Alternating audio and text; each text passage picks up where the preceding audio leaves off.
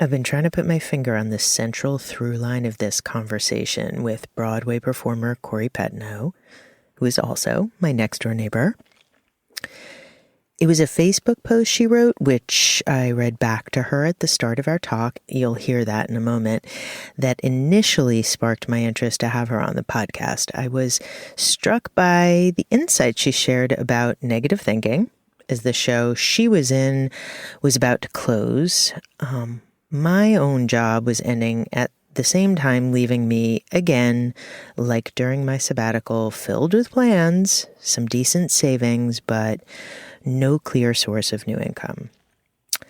And at 36, Khori articulated this idea that took me over 50 years and a coaching certification to understand and put into practice.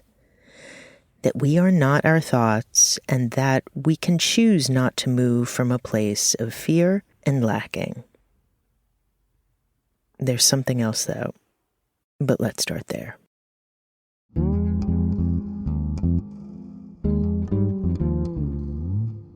Welcome to Life Changing with Dori Fern, a podcast about who we are, where we're going, and what connects us.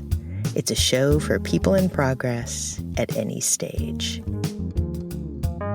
Watching my mother navigate motherhood and also being an extremely successful woman informed what I knew was possible for myself. Hello, everyone. Today I have Khori Petinaud on the podcast. Welcome, Khori. Thank you.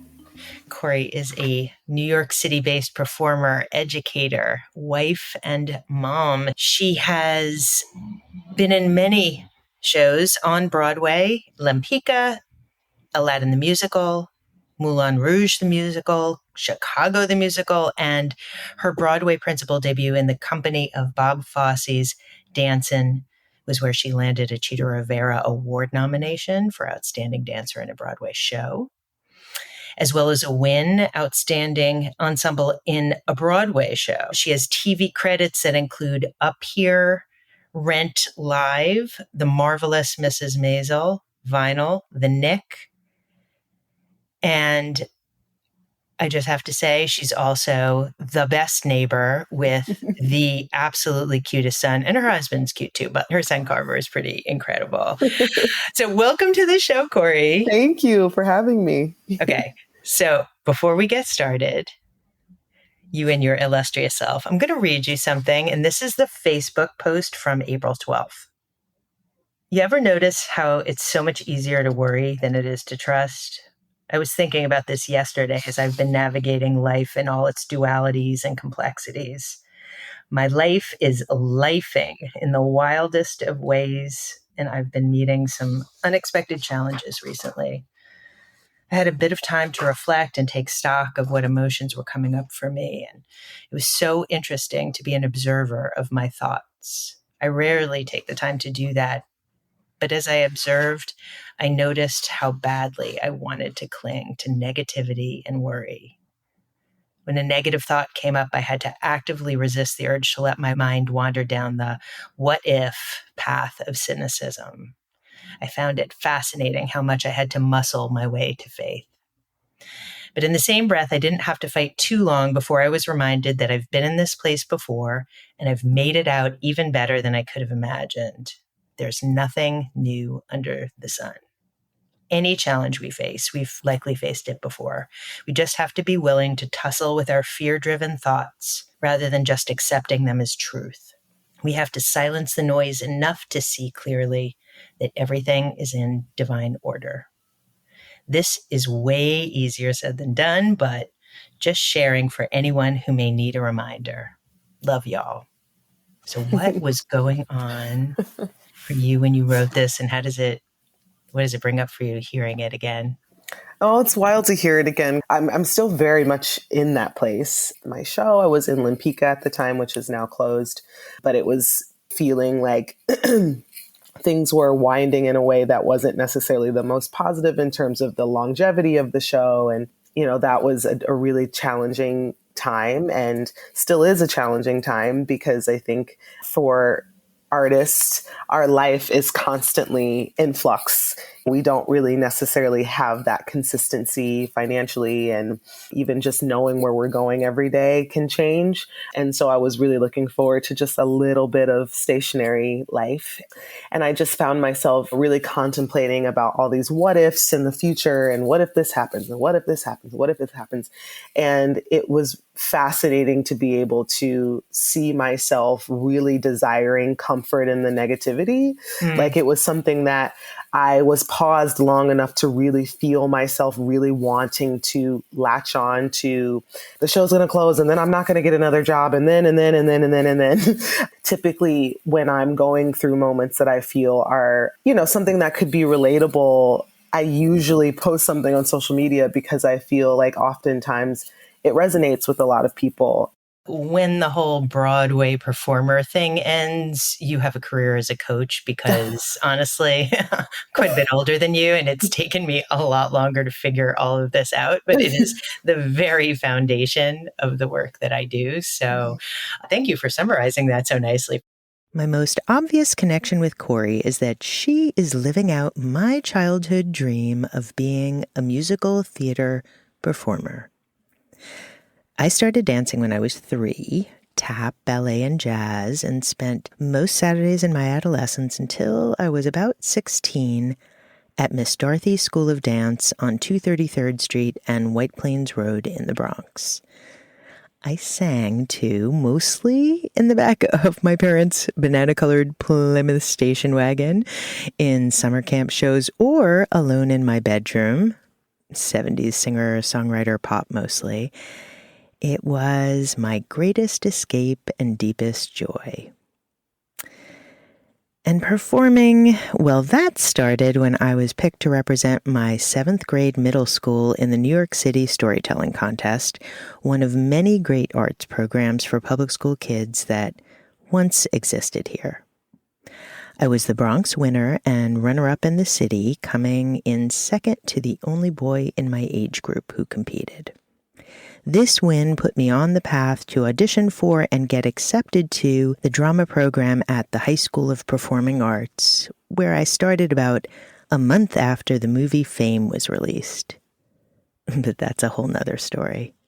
I know this is true of Broadway shows in general, but you're signing autographs for people, and you have people who are there. And it's just like there is a degree of fame in a way. And then, of course, we went home on the 2 train, and that's the reality too. How does all of that feel? What is it like? I'm a Leo, so I like being the center of attention. Oh, I know so many Leo. That so tracks. When's your birthday? August 7th. Okay. All right. And what do you hear from other people that you have given them? I'm not necessarily putting every single thing that I'm experiencing on social media, but I found it to be really therapeutic and helpful for me to put my feelings into words and try to summarize what I was experiencing. It's been really beautiful to feel that so many people are grateful that I have normalized experiences that they may be going through in their own lives personally. I want to go back a bit. Tell me a bit about where you grew up, how you made your way into this world. I grew up all over the place. I was born in Atlanta, Georgia, and then throughout my adolescence, my mother was getting a series of promotions, and she was like in her boss era, getting very successful in her career. And so it was asking her to move quite frequently. My mom works in sales and marketing for a company called Color Me Beautiful, a cosmetics company. We moved from Atlanta to Chicago, and then I lived in Chicago for about 4 years. And that was from like around the time when I turned like 8 or something. And those are pivotal years. Very pivotal. So I was not very rooted as a child. And might not be a terrible thing going into the field that you're in. Definitely. It definitely makes it easier for me to live that nomad life. I didn't really have to because Wayne and I got married when I was so young, but I am not uncomfortable with that, of having to move and do that thing. But yeah, so we lived in Chicago for a while. And then when my mom got another job opportunity that was going to cause her to have to travel like every week, she thought it was going to be best if I go back to Atlanta and stay with my dad for the year while she was figuring that out. So I went back to Atlanta for, I believe it was 6th grade while she was doing that. And then once she was settled in Virginia, then I moved with her to Virginia. And Virginia is where I went to middle school and high school. So that's kind of where I say I grew up, because that's where I was like expanding into my womanhood and being a grumpy teenager and all the things in Virginia. So you were about 13, 12? Yeah, 12 or 13. Right around puberty. Okay. Yeah, which is fun time. Yeah. And yeah, so that's where I graduated from high school. And when I was there is when I actually got very serious about my dance training, because I didn't start dancing very seriously, like taking class regularly, until I was 13. Oh, okay. So my mom put me in ballet and I started going to summer programs and all of that. And then only wanted to be a ballet dancer. That was like what my focus was. I wanted to be in Dance Theater of Harlem. After she took me to see them at the Kennedy Center, it changed my life. Take me back to that time being that person. Yes, they did Firebird at the Kennedy Center. And I was like, this is the most incredible thing I've ever seen. They were all Black and brown ballet dancers. I don't even know if before that I'd ever even seen ballet, but there are pictures of me when I was like 3 or 4 years old in like tutus, jumping around. I just felt like it was very much divine. Like the dancing for me was divine, but the training came so much later because my dad wanted me to be Serena Williams. So I was playing tennis and I was doing all those things. And by the way, everyone, this is not a video podcast, but the guns on this lady are unbelievable. I mean, her arms are not. No, she's not carrying guns. Not that I'm aware of, but yeah. No. And also the other little tidbit, being her neighbor, I can tell you, if you're working out next to her in the gym, do not talk to her. She does not want to. I'm in the zone. She is in the zone, not interested in that. Anyway, I interrupted you. So it was in the Kennedy Center? Yes, we are in the Kennedy Center and I'm watching Firebird. Where you have performed, by the way. I have performed there, yes. Okay. I've performed there multiple times as a teenager also. But so you see this, you're there? Yes, I'm there and I'm like watching it and I'm seeing all of these Black ballerinas, like women who look like me and have body shapes like me. Cause that was a big thing too, is like the way I'm built. And because I played sports, like I am built very, like I'm muscular. I've always been muscular. I haven't always been as cut as I am now, but I've always just had like thicker thighs and all of that. And I never saw anyone who looked like me or had a body shape like mine on point and doing ballet. And when my mom took me to see it, I just sat there and I was like dumbfounded the whole time. Like, this is amazing. And we walked out and I told my mommy, I want to do ballet. I want to go to Dance Theater of Harlem. And that summer I did. And the rest was history. My mom let me come to New York City by myself. I stayed with a host family. She hosted 6 of us, like young ballet dancers whose parents financially couldn't get us our own place, but wanted us to have the experience. And I fell in love with New York that summer. So from there, I honed my ballet training super strong. And then by the time I got to my junior year, where you're like trying to figure out colleges and stuff, I knew that the ballet dream that I had was probably no longer going to be realistic for me, because 16 and 17 is like your prime as a ballet dancer. Yeah. And I knew that education was really important to me. I wanted to go to college. I wasn't necessarily interested in just moving to New York and auditioning for ballet companies. Like, I wanted to go to school. And so I was like, all right, I love ballet, but I have to just trust that I'm not going to be doing it in the way that everybody else does it. And I'm just going to audition for these college programs for dance and see where I land. And I ended up getting accepted into NYU. And so then I moved to New York and I started college and was a dance major and a double minor in law and society and religious studies. I was a religious studies major. Were you? Yeah. Yeah, I was originally a psych major, but then I was like, I don't care what Freud and Jung had to say, but I really wanted to understand human behavior and psychology. And I thought I would learn that more from comparative religion. Yes.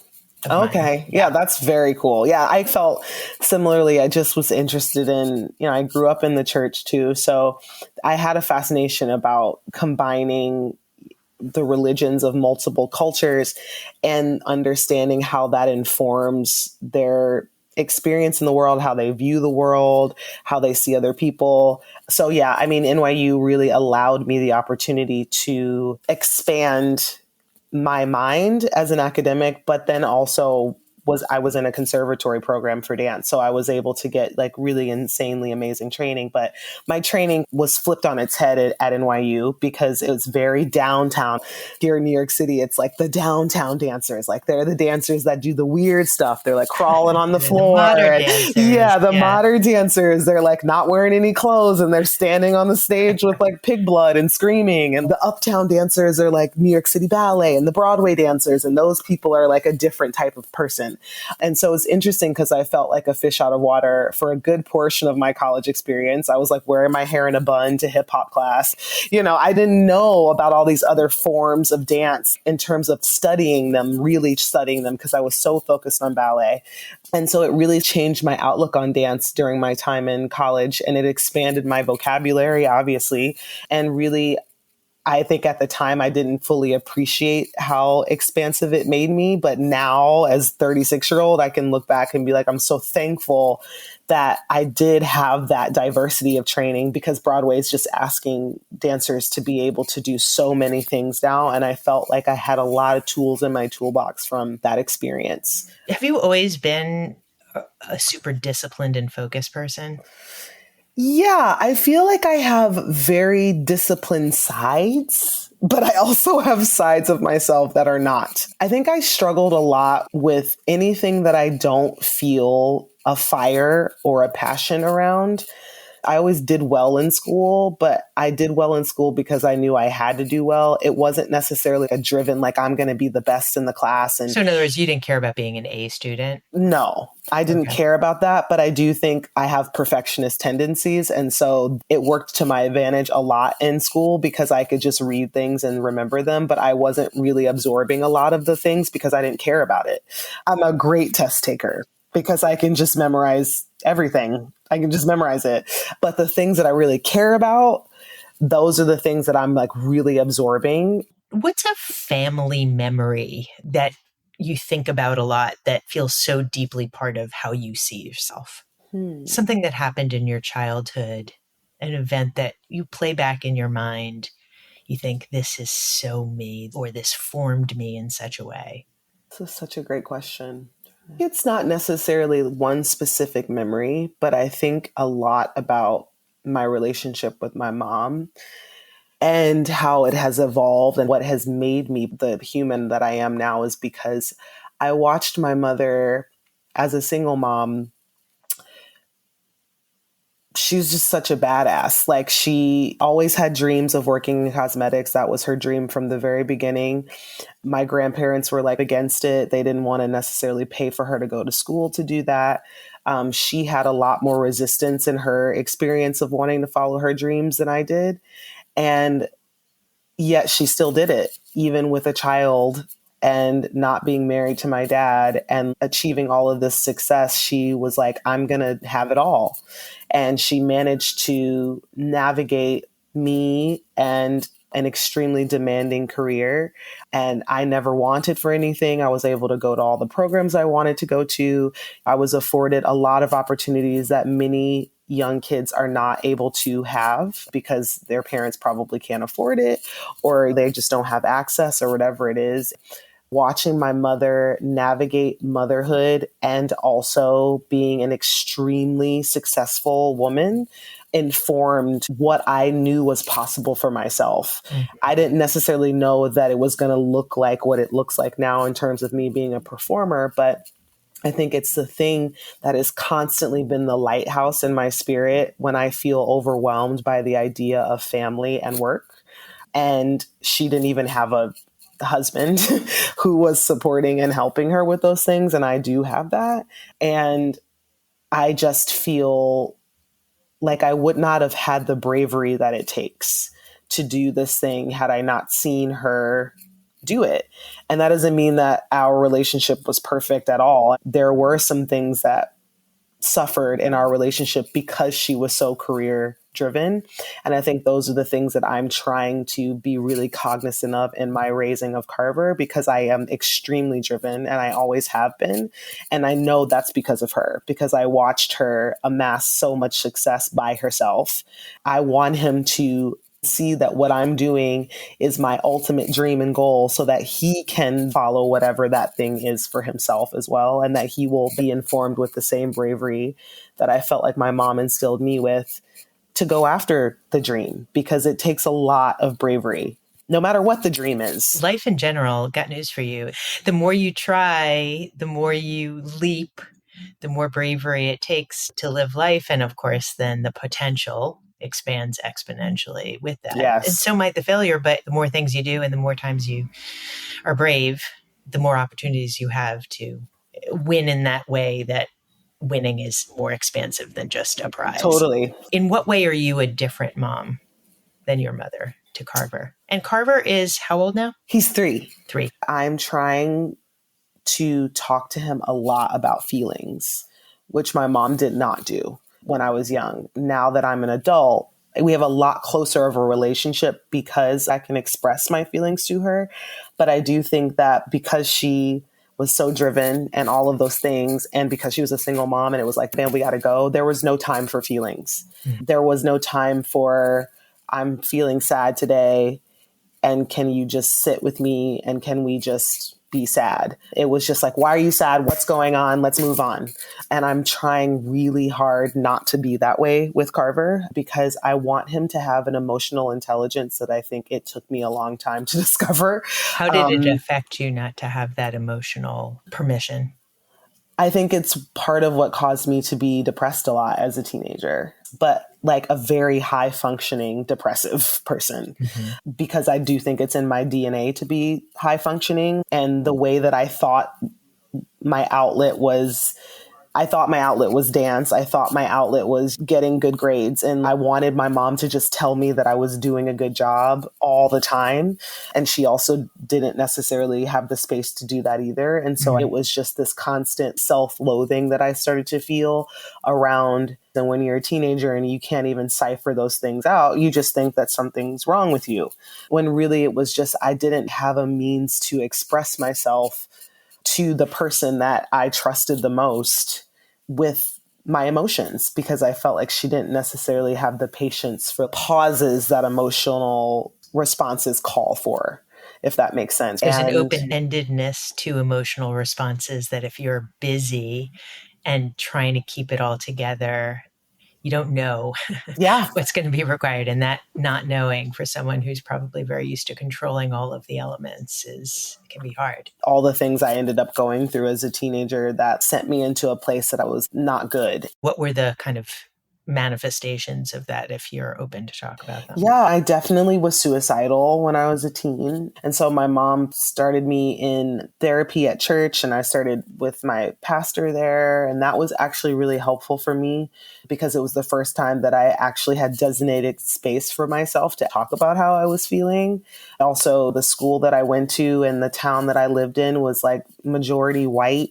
So that was also a huge transition for me, because I had been going to all Black schools between Atlanta and Chicago, and was like the first time I was fully in the minority. That was a new experience. And then obviously going to the ballet school that I went to, I was the only Black girl there. I experienced a lot of different microaggressions that we would call them now, but I thought something was wrong with me. Do you remember how you, or if you contextualize them with that 13-year-old who saw Dance Theater of Harlem, and then you're growing up and it's very much not that experience in the reality you're living? I'm wondering what you made of that. Now I can think about it and say that seeing Dance Theater of Harlem, that was my savior in many ways, because it reflected back to me the possibilities within a world that was not accepting of people who looked like me. I talked plenty last season about my history of disordered eating as a child. Going to a performing arts high school only exacerbated my lousy body image. It was there I learned new ways to restrict my food intake, like subsisting on an apple and Diet Coke until the school day ended, when I would binge on chocolate chip cookies I bought at Le Cafe on the corner of 46th Street and 6th Avenue. It's no longer there. With the money that I saved from secretly taking the subway instead of the express bus, as my mother wanted. Part of why I ultimately rejected the idea of being a professional performer was because I couldn't stand the idea of being evaluated and judged based on my weight and how I looked. So I was curious how Khori managed this inevitable pitfall of the business. Dancers and their bodies, girls and their bodies, doing just about anything, but especially athletes and dancers. What was your relationship to your body? Oh, I hated my body for so long. And I think it actually got worse when I got into ballet, obviously, for obvious reasons, because I was going away to summer programs. I think Dance Theater of Harlem was probably my healthiest experience, number one, because it was my first. And so I was just so overwhelmed with joy about like actually having manifested that goal. But number two, because the school is a predominantly Black school, they made it a priority for all of our tights to like, we were dyeing our tights in tea. Me and the girls that I was living with, we would like pancake our ballet shoes because at the time they weren't making anything with the multiple ranges of skin tones that they have now for tights and shoes in ballet. And so we would do that. But that was the norm at that school because everyone was Black and brown. And also body types were very similar in terms of women who were just built differently. Like some women had butts and bigger thighs and all of that. But then when I went to North Carolina School of the Arts, where I was the only Black girl, and I'm now being matched and next up to these young white girls who've been training in ballet since they were 3. They're like this big, flat as a pancake. Possibly anorexic. Possibly. And I went through a phase during my time at North Carolina School of the Arts where I was eating lettuce every day. And that's all I was eating because I was just so desperate to look like that. I wanted to be rail thin because that's what I thought it took to be a ballet dancer. I felt like Dance Theater of Harlem was this wonderland of Blackness that was not actually the real world. And so I spent a lot of years in loathing around that of like my natural physique and feeling like my natural physique was working against everything that I wanted as a dancer. Mm-hmm. What's your relationship with food now? Oh, it's amazing now. I would say probably since 2 summers ago when we went out of town for dancing, I came back from that and I felt horrible. Carver was probably 1.5 at that time. And I felt horrible. I just felt like my body was not at all in a place that made me feel good. And I started working with a nutritional coach. Her name's Michelle West and her company is called Bia Nutrition. And she changed my life, honestly, because it was the first time in my entire life, and I'm 36, that I felt like I actually had control over what I was putting in my body and having a full understanding of how it was going to affect me energetically, physically, all of those things. And I have not strayed from her program since then. And it's really informed everything about how I approach my holistic health. Do you cook? I do. I pretty much solely cook now. How has cooking changed your relationship with food?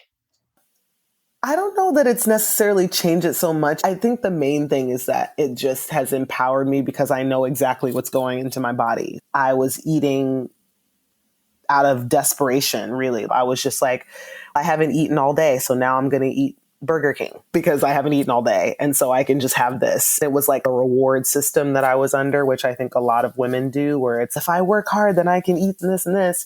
But it was just that's marketing too, because we're marketed to believe that certain foods are prizes. My mantra about food is the minute you start getting restrictive in your thinking about food, it will then trickle down into all aspects of your life. So true. Obviously, diets are a prime example of that. But for me, learning to have an abundant idea about the possibilities of what I can put in my body means that I can choose from many things. Totally.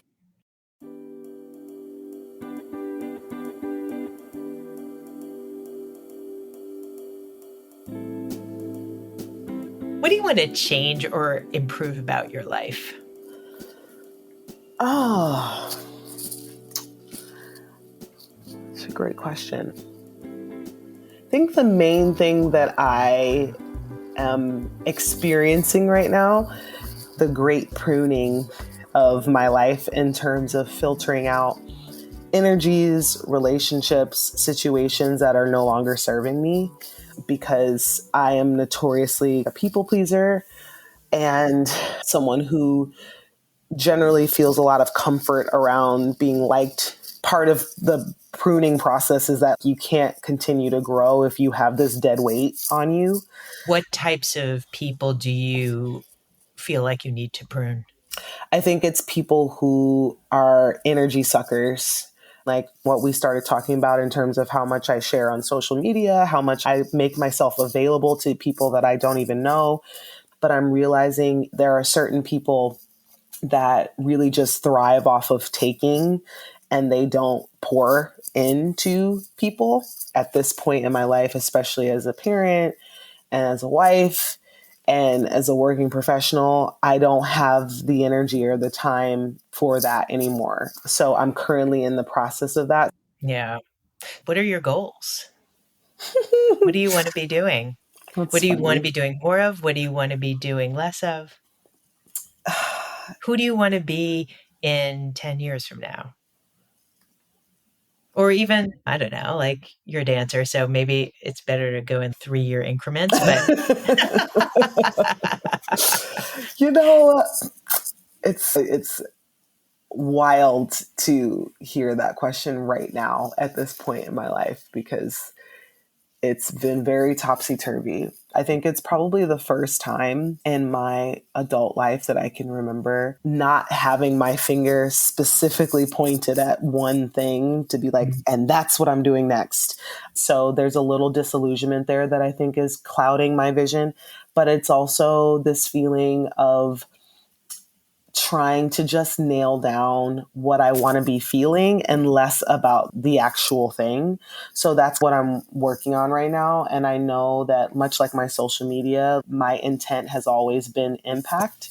I want to be a part of impactful art. I want to be making an impact in people's lives with the words I say and the actions that I take. I want to be making an impact in every way that I can. That is the one word that has been a constant in my space. And so while I don't know exactly, like, I want to be in this show, or I've never had goals to like be a lead or be famous or anything like that. I just want to be able to make an impact. And obviously I want to be able to make an impact while paying my bills and not having any yeah. struggles on that front. Yeah.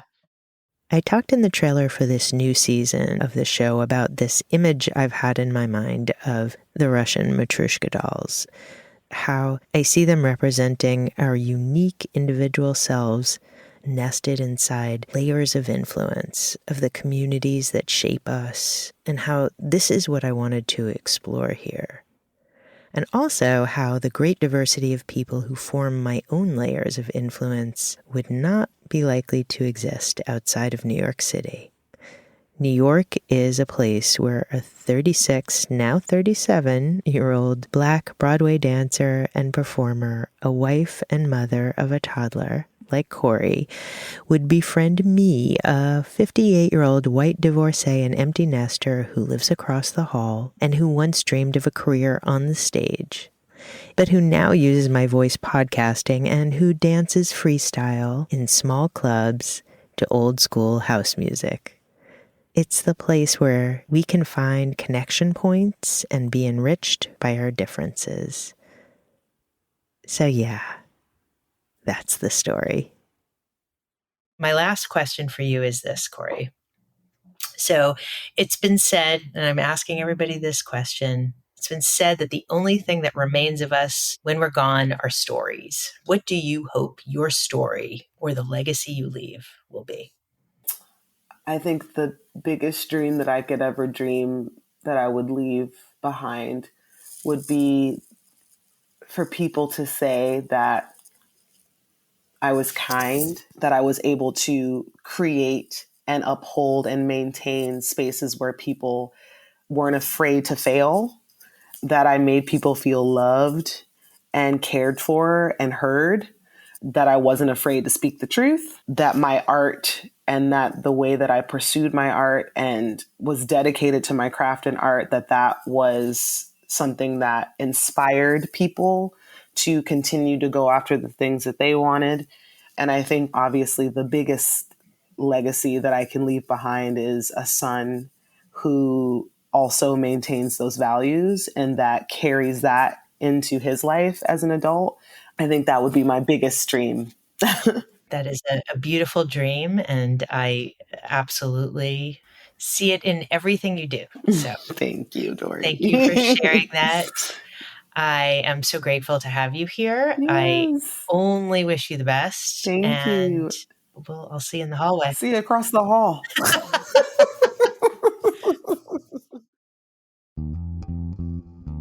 I have a favor to ask. If you like this episode, I would so appreciate if you would share it with at least one friend who might also enjoy listening. And how about taking another quick moment to rate it or maybe write a short review on Apple, Spotify, or YouTube? Life Changing with Dori Fern is produced and edited by Ann Pope. Music is Cool Jazzy Bass and Vibraphone and Orange Blues by M33 Project. Thank you for listening. I'll be back in a couple of weeks with another life-changing conversation.